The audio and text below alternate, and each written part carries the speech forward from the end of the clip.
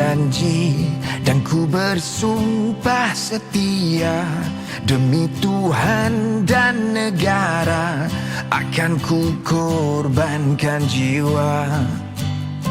Aku berjanji akan satukan semua, kita bertahan bersama tanah air yang tercinta. Saya ingin mengajak seluruh rakyat Malaysia menjadikan aspirasi nasional, iaitu satu rumah, satu jalur gemilang. Marilah kita jadikan setiap rumah di bandar maupun di desa dihiasi jalur gemilang. Biarlah sepanjang bulan kebangsaan ini, ke mana saja kita memandang jalur gemilang berkibar megah sebagai lambang bahawa rakyat Malaysia bersatu hati mempertahankan keamanan, kemakmuran dan masa depan negara.